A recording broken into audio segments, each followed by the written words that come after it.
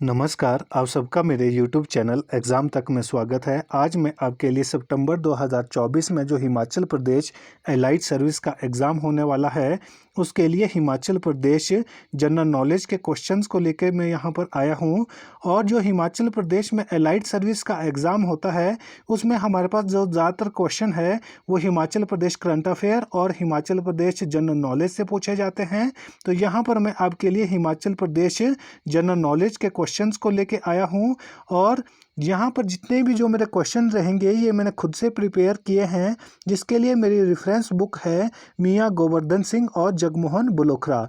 यदि किसी को मेरे क्वेश्चन में किसी प्रकार का कोई डाउट हो तो मेरी इंस्टाग्राम आईडी एग्ज़ाम तक 9 या टेलीग्राम चैनल एग्ज़ाम तक 9 में आप मुझसे पूछ सकते हैं। तो चलिए आज की वीडियो शुरू करते हैं। हमारा पहला प्रश्न है, गलत कथन को चुने। तो यहाँ पर हमारे पास 4 स्टेटमेंटें दी गई है और एक स्टेटमेंट उसमें से रॉन्ग स्टेटमेंट है। तो वो हमारे को चूज करनी है कि कौन सी स्टेटमेंट रॉन्ग है। पहली स्टेटमेंट है, रावी नदी को स्थानीय बोली में रौती कहते हैं। सेकंड स्टेटमेंट है, बुड्डल खड्ड खड़ा मुख में रावी नदी में मिलती है। तीसरी स्टेटमेंट है, सियूल खड्ड का उद्गम चुराह घाटी में होता है। और चौथी स्टेटमेंट है, कांगड़ा शहर रावी नदी, ये थोड़ा सा यहाँ पर मिस टाइप हो गया है, रावी नदी होगा ये। जो कांगड़ा शहर है वो रावी नदी के किनारे पर स्थित है। तो इसमें से जो गलत स्टेटमेंट है वो है हमारे पास ऑप्शन डी, कांगड़ा शहर रावी नदी के किनारे पर स्थित है। जो हमारे पास कांगड़ा शहर है यहाँ से कोई भी रिवर नहीं पास करती है। तो ये आपको पता होना चाहिए कि जो कांगड़ा शहर है वो किसी भी रिवर के किनारे पर बसा हुआ नहीं है। तो यहाँ पर क्वेश्चन थोड़ा सा कन्फ्यूजिंग हो सकता है कि जो हमारे पास रावी नदी है वो कहाँ से निकलती है। तो वो हमारे पास जो तंतगिरी और भादल जो ग्लेशियर है वहाँ से निकलती है, जो बड़ा बंगाल कांगड़ा जिले में स्थित है। यदि पूछा जाएगा कि जो रावी नदी है वो हिमाचल प्रदेश के किस किस जिले से बहती है, तो वो हिमाचल प्रदेश के कांगड़ा और चंबा जिले में बहती है। तो ये आपको पता होना चाहिए।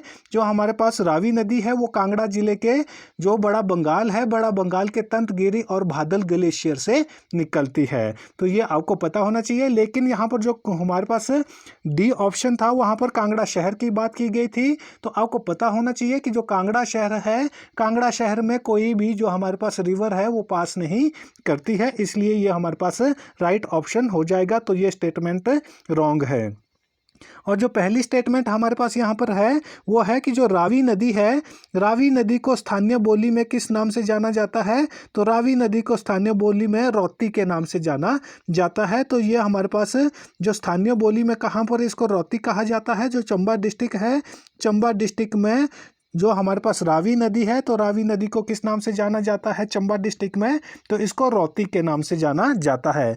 तो दूसरी स्टेटमेंट हमारे पास यहाँ पर थी कि जो बुड्डल खड्ड है ये खड़ा मुख में रावी में मिलती है। जो खड़ा मुख नामक स्थान है वहाँ पर कौन सी खड्ड रावी नदी में मिलती है, एग्जाम में ये क्वेश्चन पूछा जा सकता है। तो आपको पता होना चाहिए कि खड़ा मुख में हमारे पास जो बुड्डल खड्ड है, बुड्डल खड्ड रावी नदी में मिलती है। और ये क्वेश्चन भी पूछा जा सकता है कि जो बुड्डल खड्ड है ये किस रिवर की ट्रिब्यूटरी है। तो आपको पता होना चाहिए कि जो बुड्डल खड्ड है ये रावी नदी की ट्रिब्यूटरी है। और ये किस जिले में स्थित है, तो बुड्डल खड्ड हमारे पास चंबा जिले में स्थित है। तो ये मोस्ट इंपॉर्टेंट क्वेश्चन हो जाता है।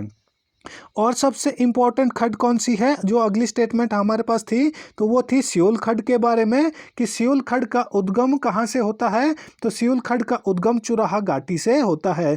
जब मैंने आपको वैलीज वाली जो क्लास हुई थी वहाँ पर जब मैंने आपको चुराह वैली के बारे में बताया था, तो वहीं पर मैंने आपको सियूल खड्ड के बारे में बताया था कि जो सियूल खड्ड है ये किस जिले में स्थित है। तो ये हमारे पास चंबा जिले में स्थित है। और ये किस रिवर की ट्रिब्यूटरी है, तो वहाँ पर शायद मैंने गलती से आपको चिनाब नदी बता दिया था। तो आपको पता होना चाहिए कि जो सियोल खड्ड है ये हमारे पास चुराह घाटी में स्थित है और ये हमारे पास रावी नदी की ट्रिब्यूटरी है। किसकी ट्रिब्यूटरी है? तो ये हमारे पास रावी नदी की ट्रिब्यूटरी है। और जो सियूल खड्ड है ये एक मोस्ट इंपॉर्टेंट खड्ड है ये रावी नदी के पॉइंट ऑफ व्यू से। जब भी आप रावी नदी के अपवाह तंत्र के बारे में पढ़ेंगे तो उसमें दो इंपॉर्टेंट रिवर के बारे में आपको पता होगा, एक आता है बैरा खड्ड और दूसरा आता है सियूल खड्ड। और ये दोनों की दोनों खड्डे कहाँ पर स्थित है? तो ये दोनों की दोनों खड्डे हमारे पास चंबा जिले में स्थित है। तो ये मोस्ट इंपॉर्टेंट है। सियूल खड्ड से पहले भी एग्जाम में क्वेश्चन बन चुका है, तो आपको पता होना चाहिए कि जो सियूल खड्ड है वो कहाँ पर स्थित है। तो सियूल खड्ड हमारे पास चंबा जिले की चुराह घाटी में स्थित है।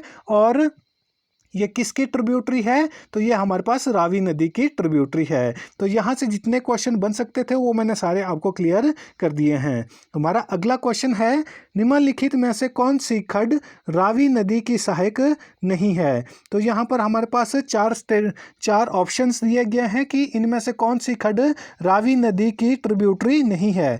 ए ओबड़ी खड्ड, बी मंगला खड्ड, सी अश्वनी खड्ड, डी बैरा खड्ड। तो इसका सही आंसर होगा हमारे पास ऑप्शन सी अश्वनी खड्ड। जो अश्वनी खड्ड है ये कहाँ पर स्थित है? तो अश्वनी खड्ड हमारे पास सोलन जिले में स्थित है। कहाँ पर स्थित है? ये सोलन जिले में स्थित है।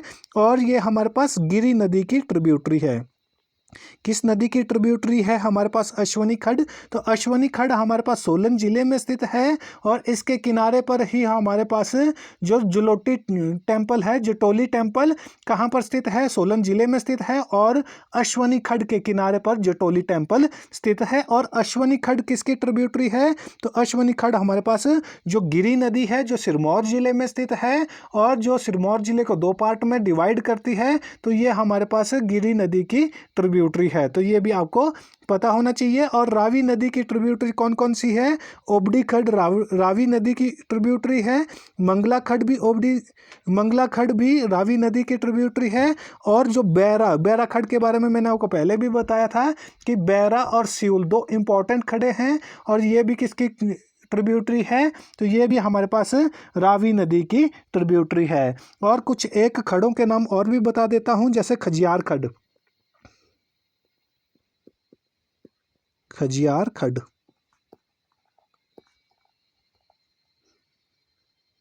कुगती खड्ड,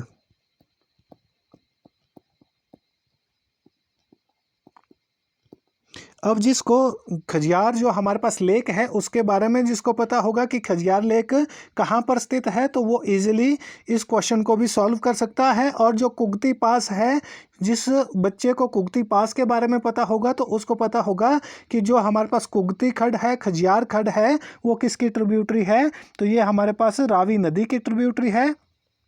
और मणिमहेश खड्ड ये किसकी ट्रिब्यूटरी है? तो मणिमहेश खड्ड भी हमारे पास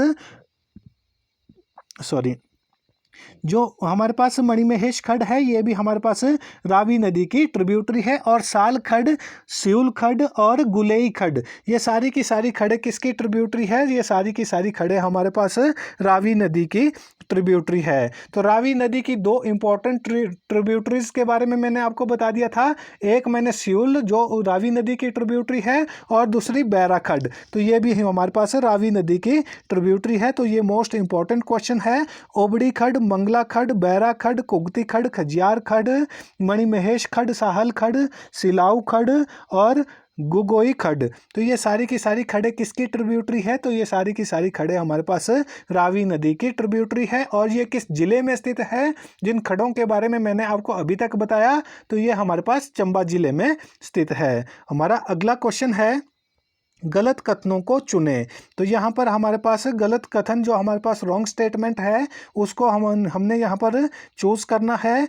तो पहली स्टेटमेंट है, रावी नदी हिमाचल प्रदेश में 158 किलोमीटर बहती है। दूसरी स्टेटमेंट है, रावी नदी के तट पर चंबा शहर बसा हुआ है। तीसरी स्टेटमेंट है, रावी नदी हिमाचल प्रदेश में बहने के बाद जम्मू कश्मीर में प्रवेश करती है। चौथी स्टेटमेंट है, रावी नदी हिमाचल प्रदेश को खेड़ी नामक स्थान पर छोड़ती है। तो इसका जो सही आंसर होगा वो होगा ऑप्शन सी, रावी नदी हिमाचल प्रदेश में बहने के बाद जम्मू कश्मीर में प्रवेश करती है। तो ये हमारे पास रॉन्ग स्टेटमेंट हो जाएगी। तो आपको पता होना चाहिए कि रावी नदी हिमाचल प्रदेश में बहने के बाद कहाँ पर प्रवेश करती है, तो वह हमारे पास पंजाब में प्रवेश करती है। कहाँ पर प्रवेश करती है, तो ये हमारे पास पंजाब में प्रवेश करती है। यहाँ पर मैंने आपको इससे पहले कौन सी सतलुज रिवर के बारे में बताया था, वो भी हमारे पास कहाँ पर प्रवेश करती है, वो भी पंजाब में प्रवेश करती है। व्यास रिवर के बारे में मैंने आपको पढ़ा दिया है, वो भी हमारे पास कहाँ पर प्रवेश करती है, हिमाचल प्रदेश को छोड़ने के बाद वो भी पंजाब में प्रवेश करती है। और जो रावी नदी है, तो रावी नदी भी हमारे पास हिमाचल प्रदेश में बहने के बाद कहाँ पर प्रवेश करती है, पंजाब में प्रवेश करती है, वो जम्मू कश्मीर में प्रवेश नहीं करती है। तो ये भी इंपॉर्टेंट क्वेश्चन है। इस तरह के क्वेश्चन भी एग्जाम में पूछे जाते हैं कि जो रावी नदी है वो हिमाचल प्रदेश में बहने के बाद कहाँ प्रवेश करती है या किस राज्यों में प्रवेश करती है, तो ये हमारे पास पंजाब राज्य में प्रवेश करती है। तो यहाँ पर जो हमारे पास पहली स्टेटमेंट थी कि जो रावी नदी है ये हिमाचल प्रदेश में 158 किलोमीटर बहती है। तो यहाँ पर मैंने इससे पहले आपको बताया था कि जो हिमाचल प्रदेश की सबसे लंबी नदी कौन सी है, सतलुज नदी है, जो हिमाचल प्रदेश में 320 किलोमीटर बहती है। और दूसरे नंबर पर मैंने आपको व्यास नदी के बारे में बताया था। तो व्यास नदी हिमाचल प्रदेश में कितने किलोमीटर बहती है, तो व्यास नदी हिमाचल प्रदेश में 256 किलोमीटर बहती है।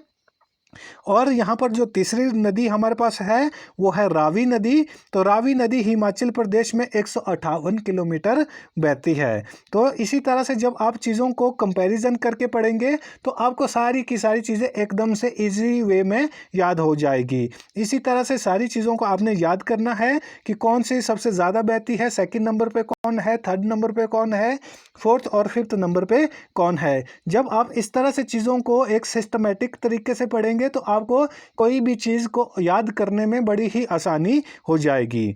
और जो सेकंड स्टेटमेंट हमारे पास थी कि जो रावी नदी है, रावी नदी के तट पर कौन सा शहर बसा हुआ है, तो रावी नदी के तट पर हमारे पास चंबा शहर बसा हुआ है। कौन सा शहर बसा हुआ है, तो रावी नदी के तट पर हमारे पास चंबा शहर बसा है। और जो रावी नदी है, रावी नदी के दोनों तट पर हमारे पास चंबा शहर बसा हुआ है। तो ये भी इंपॉर्टेंट क्वेश्चन हो जाता है। इसी तरह से मैंने आपको सतलुज रिवर के बारे में बताया था कि जो सतलुज रिवर है उसके किनारे पर कौन कौन से शहर बसे हुए हैं। एक रामपुर बताया था मैंने आपको, तत्तापानी बताया था, बिलासपुर बताया था, और भाभा जो किन्नौर जिले में स्थित है, ये कहाँ पर किस नदी के किनारे पर स्थित है, तो ये हमारे पास सतलुज रिवर के किनारे पर स्थित है। उसी तरह से मैंने आपको व्यास रिवर के बारे में बताया था कि व्यास रिवर के किनारे पर कौन कौन से शहर बसे हुए हैं। तो व्यास रिवर के किनारे पर हमारे पास मनाली, उसके बाद मंडी शहर बसा हुआ है। और जो देहरा गोपीपुर है जो कांगड़ा जिले में आता है वो भी हमारे पास कहाँ बसा हुआ है, तो ये हमारे पास व्यास रिवर के किनारे पर बसा हुआ है। मैंने आपको पहले ही बोला है कि जितनी चीज़ों को आप कंपैरिजन करके पढ़ेंगे तो उतनी ही आपको चीज़ें याद रहेगी। तो जो हमारे पास यहाँ पर लास्ट स्टेटमेंट थी वो थी कि जो रावी नदी है वो हिमाचल प्रदेश को खेड़ी नामक स्थान पर छोड़ती है। कहाँ पर छोड़ती है, तो खेड़ी नामक स्थान पर छोड़ती है। और खेड़ी कहाँ पर स्थित है, तो ये हमारे पास चंबा जिले में स्थित है।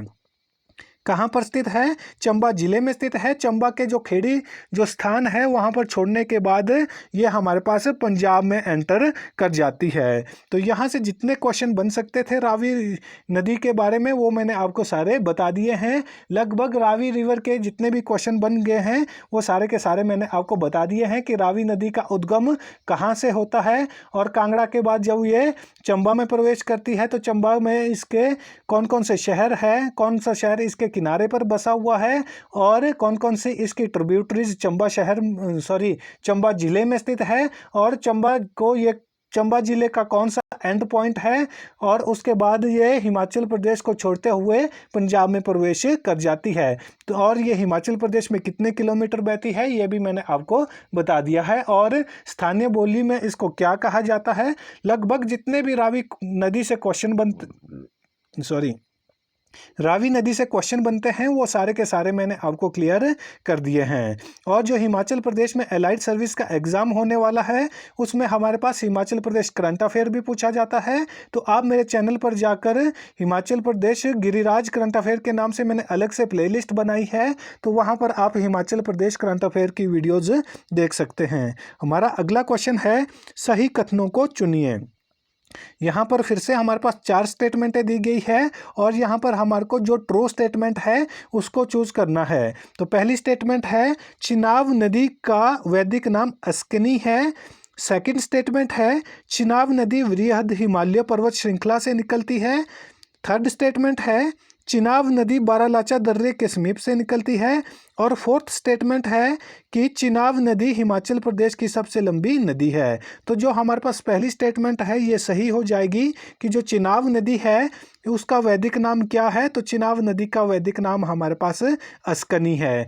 उसी तरह से मैंने आपको इससे पहले जो हमारे पास कौन सी नदी थी, सतलुज नदी थी। सतलुज नदी का वैदिक नाम मैंने क्या बताया था आपको, सतलुज नदी का वैदिक नाम मैंने आपको अस्कनी बताया था। तो इसी तरह से यहाँ पर जो चिनाब नदी है, तो चिनाब नदी का वैदिक नाम क्या है, तो चिनाब नदी का वैदिक नाम अस्कनी है। और सेकंड जो स्टेटमेंट है हमारे पास कि चिनाब नदी वृहद हिमालय पर्वत श्रृंखला से निकलती है, तो ये स्टेटमेंट भी सही हो जाएगी। जो चिनाब नदी है ये कहाँ से निकलती है, ये वृहद हिमालय पर्वत श्रृंखला या जास्कर पर्वत श्रृंखला से निकलती है। तो जास्कर पर्वत श्रृंखला भी यहाँ पर लिखा हुआ हो सकता है, या तो यहाँ पर वृहद हिमालय पर्वत श्रृंखला लिखा हुआ होगा। तो हिमाचल प्रदेश की जितनी भी रिवर है वो मैंने आपको बताई है कि कहाँ कहाँ से निकलती है। तो मैंने आपको बताया था कि जो हमारे पास सतलुज रिवर है वो हिमाचल प्रदेश में एंटर करने के बाद या एंटर किस पर्वत श्रृंखला में करती है, तो वो भी वृहद हिमालय पर्वत श्रृंखला या जास्कर पर्वत श्रृंखला में एंटर करती है। उसके बाद मैंने आपको व्यास रिवर के बारे में बताया था कि वो कहाँ से निकलती है या किस पर्वत श्रृंखला से निकलती है। तो व्यास रिवर हमारे पास पीर पंजाल पर्वत श्रृंखला से निकलती है।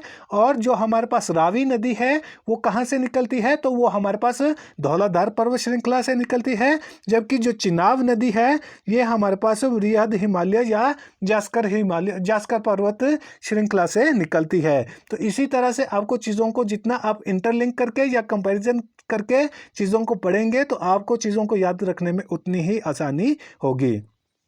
और थर्ड स्टेटमेंट है चिनाब नदी बारालाचा दर्रे के समीप से निकलती है। तो ये स्टेटमेंट भी बिल्कुल सही हो जाएगी कि जो चिनाब नदी है ये कहाँ से निकलती है, तो ये बारालाचा दर्रे के समीप से निकलती है। तो ये भी हमारे पास इम्पोर्टेंट क्वेश्चन है, तो इसके बारे में भी आपको पता होना चाहिए। और बारालाचा दर्रे से भी क्वेश्चन पूछा जाता है, तो ये मैंने आपको बता दिया है कि ये कहाँ पर स्थित है और यहाँ से कौन सी नदी निकलती है। तो यहाँ से हमारे पास चिनाब नदी निकलती है। और जो फोर्थ स्टेटमेंट हमारे पास यहाँ पर दी हुई है वो है कि जो चिनाब नदी है ये हिमाचल प्रदेश की सबसे लंबी नदी है। तो ये स्टेटमेंट हमारे पास गलत हो जाएगी। चिनाब नदी हिमाचल प्रदेश की सबसे बड़ी नदी है। तो ये क्वेश्चन आपको पता होना चाहिए कि जल घनत्व के अकॉर्डिंग बड़ी नदी होती है। तो हिमाचल प्रदेश में सबसे अधिक जल घनत्व किस रिवर में है, तो वो हमारे पास चिनाब रिवर में है। और सबसे लंबी नदी हमारे पास सतलुज नदी है और सबसे बड़ी नदी हमारे पास चिनाब नदी है। इस क्वेश्चन में बहुत सारे जो बच्चे हैं वो कन्फ्यूज हो जाते हैं हिमाचल प्रदेश की सबसे लंबी और हिमाचल प्रदेश की सबसे बड़ी नदी में। यदि बड़ी नदी की बात की जाएगी तो उसका आंसर हमारे पास चिनाब नदी हो जाएगा। यदि सबसे लंबी नदी की बात की जाएगी तो उसका आंसर हमारे पास सतलुज रिवर हो जाएगा। तो यहाँ पर जो फर्स्ट, सेकंड और थर्ड स्टेटमेंट है वो सही हो जाएगी। इस तरह से जो ऑप्शन बी है ये राइट आंसर हो जाएगा। कौन सा? ऑप्शन बी, फर्स्ट, सेकंड और थर्ड स्टेटमेंट इज राइट। हमारा अगला क्वेश्चन है सही कथनों को चुनिए। तो उसी प्रकार के यहाँ पर फिर से क्वेश्चन पूछा गया है। तो यहाँ पर पहली स्टेटमेंट दी गई है कि जो चिनाब नदी है, चिनाब नदी चंद्रा और भागा नदी से मिलकर बनी है। तो सेकंड स्टेटमेंट है चंद्रा और भागा तांडी नामक स्थान पर मिलती है। थर्ड स्टेटमेंट है चिनाब नदी का उद्गम किन्नौर जिले से होता है। फोर्थ स्टेटमेंट है चिनाब नदी हिमाचल प्रदेश में 122 किलोमीटर बहती है। तो जो पहली स्टेटमेंट है ये सही हो जाएगी। चिनाब नदी चंद्रा और भागा नदी से मिलकर बनती है। कौन सी रिवर को मिलाकर बनती है? तो ये हमारे पास चंद्रा और भागा नदी से मिलाकर कौन सी रिवर बनती है? तो चिनाब नदी मिलती है। और जो चंद्रा और भागा नदियां हैं जो ये कहाँ पर आपस में मिलती है तो चंद्रा और भागा तांदी नामक, या कई जगह टांदी लिखा होता है, कई जगह तांदी लिखा हुआ होता है, तो आपको पता होना चाहिए कि जो चंद्रा और भागा है ये तांदी नामक स्थान पर आपस में मिलती है और वहाँ से इस रिवर का नाम क्या हो जाता है, यहाँ से इस रिवर का नाम चिनाब रिवर हो जाता है। ये स्टेटमेंट भी हमारे पास सही हो जाएगी। तो थर्ड स्टेटमेंट है चिनाब नदी का उद्गम किन्नौर जिले से होता है, तो ये स्टेटमेंट हमारे पास गलत हो जाएगी। तो मैंने आपको पहले भी बताया था कि जो चिनाब नदी है ये कहाँ से निकलती है, ये हमारे पास बारालाचा दर्रे से निकलती है। कहाँ से निकलती है, बारालाचा दर्रे से निकलती है। और बारालाचा दर्रा कहाँ पर स्थित है, तो ये हमारे पास लाहौल स्पीति जिले में स्थित है। कहाँ पर स्थित है, तो ये हमारे पास लाहौल स्पीति जिले में स्थित है। तो इसलिए ये स्टेटमेंट हमारे पास गलत हो जाती है कि चिनाब नदी किन्नौर जिले से निकलती है। ये स्टेटमेंट रॉन्ग है। चिनाब नदी हमारे पास लाहौल स्पीति के बारालाचा दर्रे से निकलती है। तो फोर्थ स्टेटमेंट हमारे पास यहाँ पर दी है कि चिनाब नदी हिमाचल प्रदेश में 122 किलोमीटर बहती है, तो ये स्टेटमेंट बिल्कुल सही हो जाएगी। जो चिनाब नदी है ये हिमाचल प्रदेश में कितने किलोमीटर बहती है, तो ये हिमाचल प्रदेश में 122 किलोमीटर बहती है। तो यहाँ पर जो सही आंसर हो जाएगा फर्स्ट, सेकंड और फोर्थ, फर्स्ट, सेकंड और फोर्थ, ऑप्शन सी।